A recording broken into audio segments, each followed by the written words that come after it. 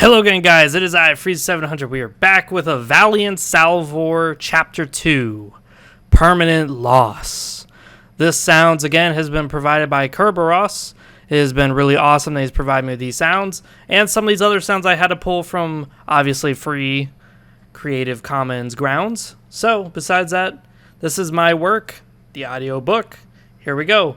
There is a text down below in the Discord chat. If you have not joined Discord, there is a Discord that has a copy of all the text in case you want to read along. Now, further ado, here is Chapter 2. The smoke and red mist faded from the view of the wounded warrior.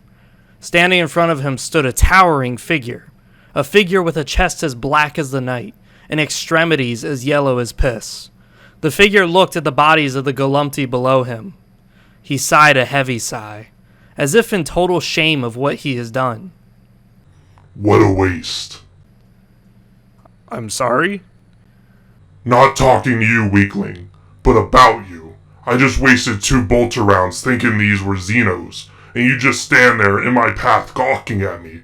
Out of my way, worthless one. I have no time to waste. The father's face churned into a variety of emotions. Anger, offense, confusion. What was originally his prayers now turned out to be less of a blessing and more of a vexing. The father, down an arm and clearly outmatched, stood aside for his would-be offender. As the towering figure walked forwards, 5 more of the same figure came into view. The would-be king's army, or what was left of it, were all standing in awe and fear. Others started praying to the space god, hoping his angels would not strike them like they did to the cavalry. Others stood in shock, barely able to hold their shields as piss ran down their tunics and into their boots. Take all the children. Seems most of them are soldiers, so this batch should be better than the last. All the figures scattered out, pulling children behind them and putting shackles on their necks. Some of the figures ripped off the helmets of the children warriors as to make their collars easier to fit on. The first figure approached Endura. Stand up. If I have to bend a knee to grab you, I will make your life hell, boy. What? The father said in an uproar of rage, takes a step towards his would-be savior. You will not take my boy. He comes for you. That explains why he's on the ground. He takes after your weakness. It's not a problem. He shall be worked to death as our slave then. The figure reaches out and grabs Endura's head, lifting the boy up to his feet with ease. I can't leave my father and village. Please, angels, let us repair our homes. We will give more to the space god. Please, just don't do this to us. All of Endura's pleading fell on deaf ears. The figure locked a collar around the boy's neck. No! Please, don't take my children! Another family's cries as their children were being taken as well. Let my son go! The father roared, this time charging at the figure, shield held high, going for a forward charge, hoping to knock the figure low. The other parents that lived were also going to fight to the figures, along with some of the warrior children of both armies.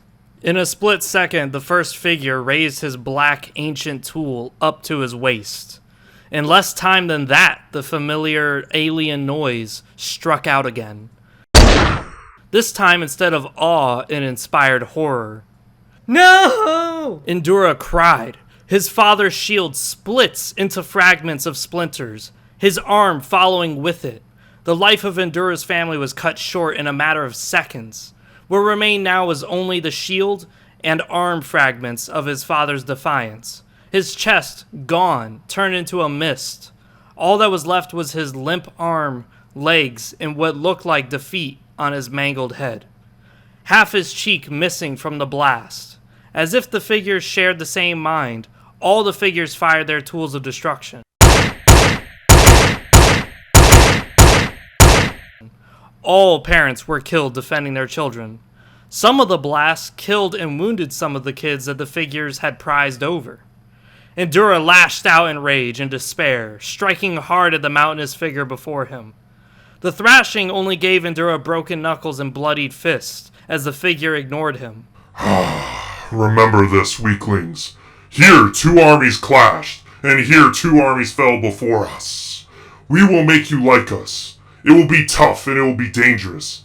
But if you succeed, you will come to show us gratitude for uplifting you all of your weaknesses. The weak only hinder the strong. They are best suited for labor while we, the strong, rise to a higher status as the Emperor decreed in our creation. We shall be higher than humanity. A massive vessel came thundering down.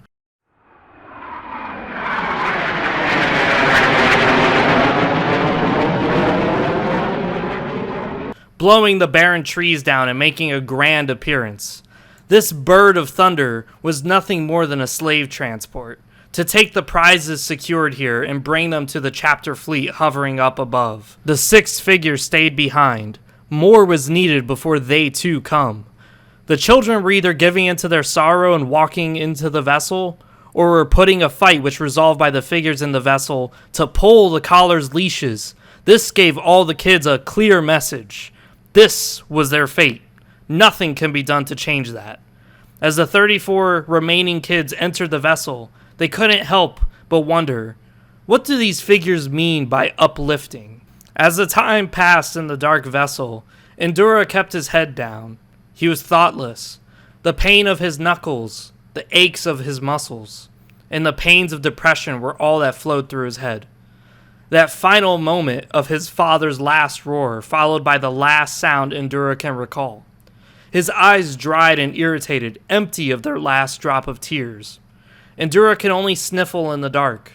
Alone, surrounded by kith, all he could feel was the pain in his heart and body.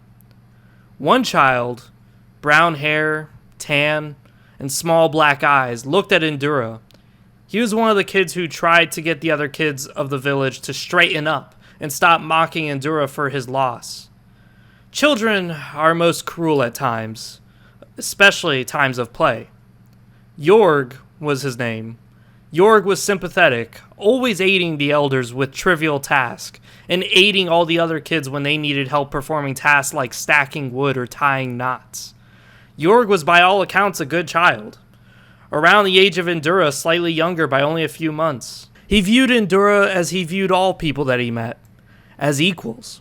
You fought well, and your father was tougher than anyone on that battlefield. Endura stayed silent, not hearing the words, only the sounds Jorg was making. Jorg's attempts at comfort, seemingly obsolete, presses on, hoping to at least get one word out of Endura in this hopeless situation. I wonder what will become of us. No matter what, I will always be there to aid you, and all the others. Will you aid me? Jorg's question again fell on deaf ears. All the other children were frightened beyond reasoning. Jorg and Endura were the only ones not frightened. But Endura was drowning in emotions of pain and misery. His whole life had been rough. The only person who provided him comfort and guidance is now dead. He was truly alone amongst a group of kids he barely called kith. Jorg, forever hopeful, stiffened his lip, took a deep breath, and let out a slow exhale. All he could think of was the well-being of everyone around him. Right now, all his attempts have failed at providing comfort, so now he must do as the other children are doing, waiting for what's coming next. A loud clang was heard.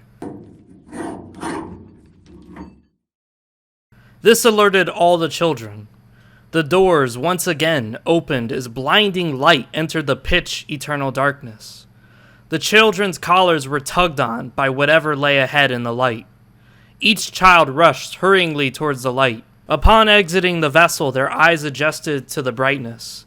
What they thought was another village turned out to be another vessel. A vessel that can hold many vessels. The same vessel that brought them was just one of many. And inside them were 2 children, some bearing shackles, others walking freely. Some gazed in fear, others looked in awe. Endura stepped forward at last, his eyes stinging from the glow.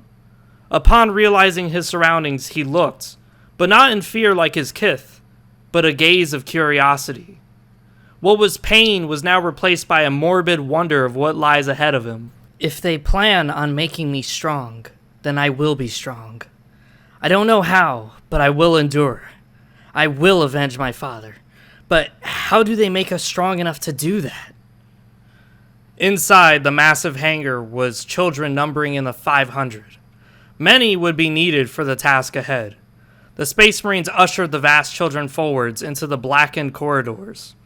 All the children assembled forth in massive lines, slowly feeding into the dark corridors, exiting the bright view of the Thunderbirds and the massive amounts of cargo. Each cargo crate hold different insignias, some of weird half-metal skulls, others a two-headed bird. At the end of their lines, the kids were told to gather inside yet another massive room. This time, a room whose ceiling easily climbed high enough to touch the heavens, with great stone architecture like that of a church. The children were now in further awe and dread. As the kids took to filling the room, 3 figures stood at the front of them, on top of a flight of stairs. Each was a highly decorated member of the figures surrounding them. So, that is it for Chapter 2. We're going to be doing Chapter 3 probably next week or the week after that. I hope you guys enjoyed. Chapter 3 is going to be called Kith Slayer. Now, that is going to be the only thing that I'm going to hint at. Hint, hint. But besides that, I hope you guys enjoyed. Comment down below what you guys enjoyed most. Maybe give me some pointers as to what you guys want to see later on in the next chapters. But as always, like, comment, subscribe. I love to grow this channel and just expand upon this. See you guys next time.